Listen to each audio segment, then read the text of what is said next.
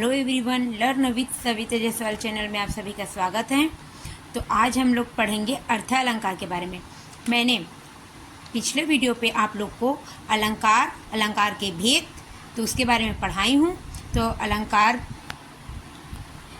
अलंकार काव्य की शोभा बढ़ाने वाले तत्व को अलंकार कहा जाता है। अलंकार के 3 प्रकार होते हैं, शब्द अलंकार, अर्थ अलंकार, उभय अलंकार। तो मैंने मेरे पिछले वीडियो पे आप लोग को शब्द अलंकार के भेद के बारे में पढ़ा चुकी हूँ, अनुप्रास, यमक, श्लेष। तो आप लोग ने मेरे पिछले वीडियो को नहीं देखा होगा तो आप लोग देख लीजिएगा। आज हम लोग पढ़ेंगे अर्थ अलंकार के बारे में। तो आइए सबसे पहले जानते हैं कि अर्थ अलंकार होता क्या है। अर्थ अलंकार, जिस काव्य में अर्थ में चमत्कार उत्पन्न हो उसे अर्थ अलंकार कहा जाता है। अर्थ अलंकार वह अलंकार है जिसमें शब्दों या वाक्यांशों के अर्थ में विवेकशीलता दिखाई जाती है। इस अलंकार में वाक्य में जो छिपा हुआ शब्द रहता है उसकी पहचान होती है, जिसे भाषा में एक प्रकार का अद्विता मतलब दोहरा अर्थ उत्पन्न होता है। जहाँ पर अर्थ के माध्यम से काव्य में चमत्कार हो उसे अर्थ अलंकार कहा जाता है। तो आइए परिभाषा देख लेते हैं। जो अलंकार अर्थों के माध्यम में काव्य की शोभा बढ़ाते हैं उन्हें अर्थ अलंकार कहा जाता है। तो उदाहरण के माध्यम से समझ लेते हैं।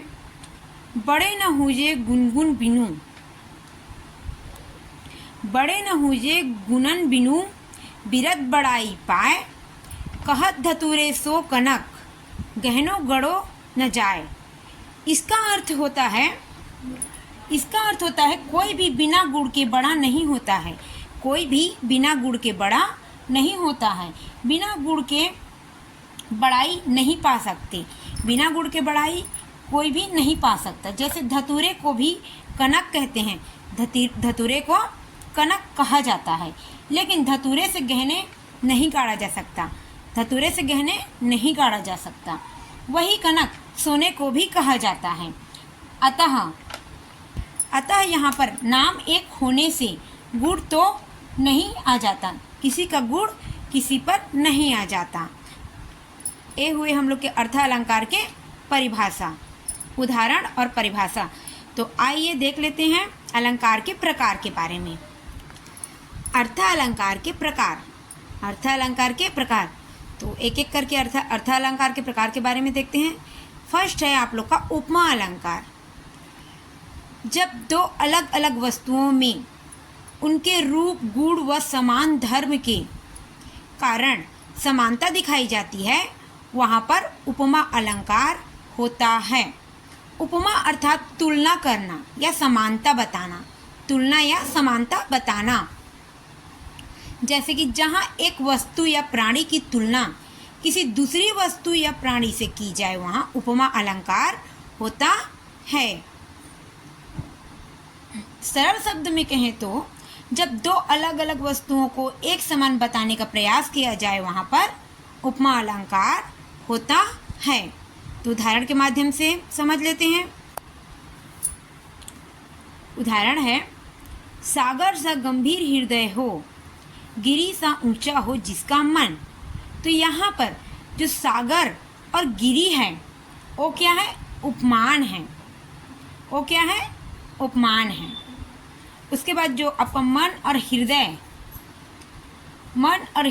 उपमेय हैं। मन और हृदय क्या है? उपमेय हैं। जहाँ पर सा, से, सी, ए आयो क्या है? वाचक शब्द है। उसके बाद है आप लोग का गंभीर और ऊंचा, ये क्या है? साधारण धर्म है। उपमा अलंकार के अंग, उपमा अलंकार के कितने अंग होते हैं? 4। उपमेय, उपमान, वाचक शब्द, समान गुणधर्म। तो चलिए इसके बारे में देख लेते हैं इनकी परिभाषा।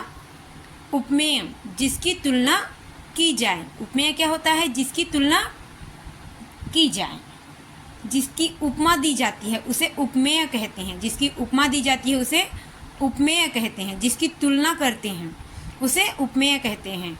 उपमान, जिससे तुलना की जाए, जिसे उपमा दी जाती है, जिसे उपमा दी जाती है। उसके बाद है आप लोग का वाचक शब्द, जो उपमेय और उपमान की समानता बताए। वाचक शब्द क्या होता है? जो उपमेय और उपमान की समानता बताए। उसके बाद है समान गुणधर्म। उपमेय और उपमान में पाए जाने वाले विशेष गुणधर्म। उभयनिष्ठ गुणधर्म। उपमेय और उपमान में पाए जाने वाले उभयनिष्ठ गुणधर्म वो क्या है आप लोग के? समान गुणधर्म होता है। जैसे उदाहरण के माध्यम में देख लीजिए आप लोग। राधा बदन चंद्र सो सुंदर। राधा बदन चंद्र सो सुंदर। यहाँ पर राधा का जो बदन है वो किसके समान है? चंद्र के समान सुंदर है। राधा का बदन किसके समान? चंद्र के समान सुंदर है। तो यहाँ पर राधा क्या हुआ? राधा का बदन हुआ आप लोग का उपमेय, जिसे तुलना हम लोग कर रहे हैं। किससे तुलना कर रहे हैं? चंद्र से। चंद्र से क्या कर रहे हैं? तुलना कर रहे हैं। किसको? राधा के बदन को। तो ये क्या है आप लोग का? उपमेय है। चंद्र क्या है? उपमान है। सो क्या है आप लोग का? वाचक शब्द है। उसके बाद है आप लोग का सुंदर। ये क्या है? साधारण गुणधर्म। ये समान गुणधर्म भी बोलते हैं, साधारण गुणधर्म भी बोला जाता है। उसके बाद एक और है, आप लोग एक और देख लीजिए। पीपर पात सरिस मन डोला। पीपर पात सरिस मन डोला। तो यहाँ पर मन क्या है? उपमेय है। मन क्या है? उपमेय है। पीपर पात क्या है आप लोग का? उपमान। पीपर पात क्या है आप लोग का? उपमान। एक सरिस क्या है? वाचक शब्द। सरिस क्या है? वाचक शब्द। उसके बाद डोला, ये क्या है आप लोग का? साधारण धर्म। तो ये हुए हम लोग के उपमेय, उपमान, वाचक शब्द, समान गुण धर्म बोल दीजिए, यह तो साधारण धर्म बोल दीजिए। उसके बाद नेक्स्ट है रूपक अलंकार। नेक्स्ट है रूपक अलंकार। रूपक अलंकार होता क्या है? इसके गुणों में भिन्नता नहीं पाई जाती है। रूपक अलंकार में इसके गुणों में भिन्नता नहीं पाई जाती है तथा उपमेय को ही उपमान समझ लिया जाता है। उपमेय को ही उपमान समझ लिया जाता है। तो इसकी परिभाषा देख लेते हैं।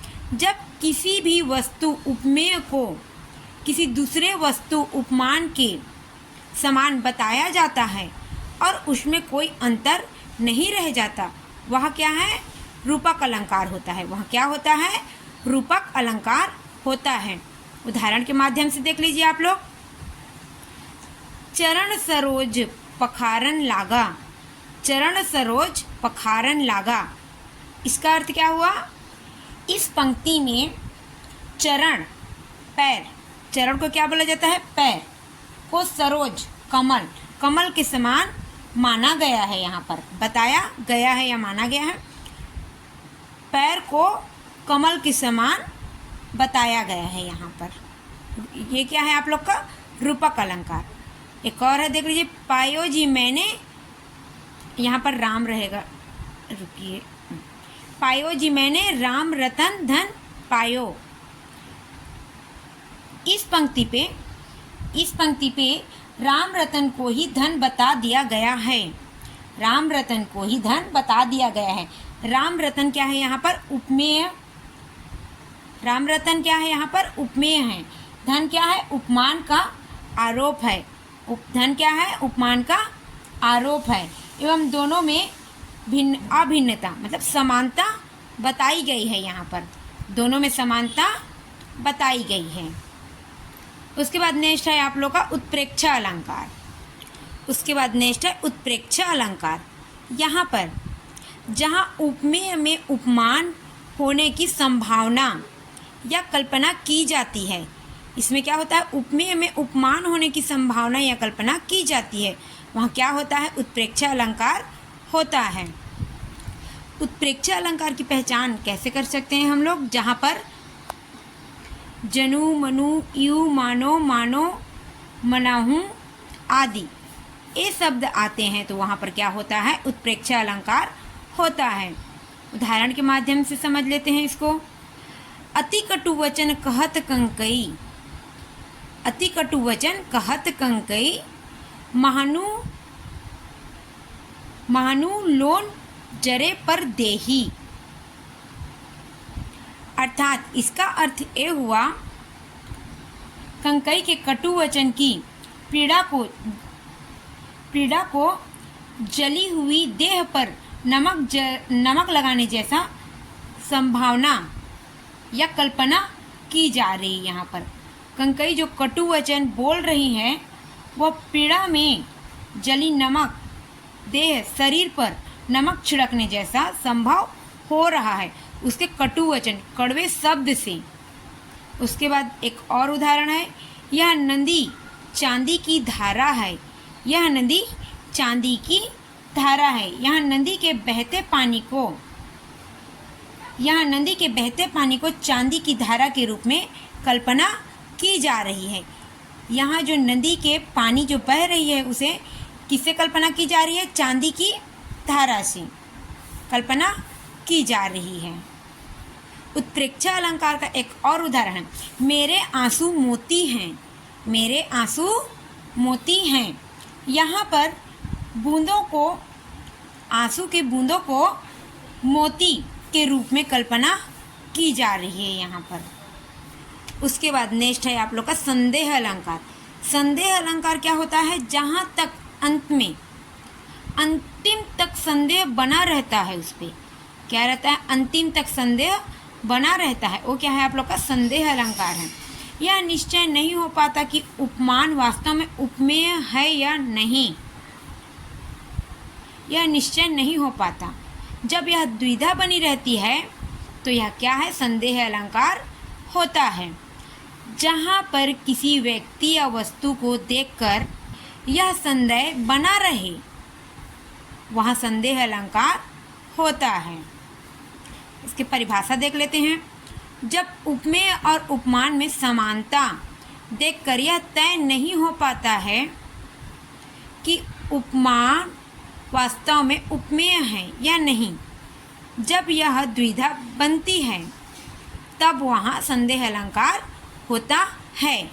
जैसे उदाहरण के माध्यम से देख लीजिए आप लोग, सारी बीच नारी है कि नारी बीच सारी है, सारी ही नारी है कि नारी ही सारी है।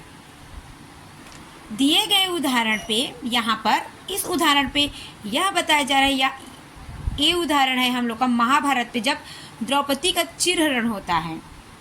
महाभारत के काल में द्रौपदी के चीरहरण के समय उसकी बढ़ती साड़ी को देखकर दुशासन के मन में यह संदेह बना रहता है, उत्पन्न होता है कि यह साड़ी के बीच में नारी है या नारी के बीच में साड़ी है। अच्छा, साड़ी ही नारी की बनी हुई है या नारी साड़ी से निर्मित हुआ है, ये संदेह उस समय दुशासन पे बना रहता है।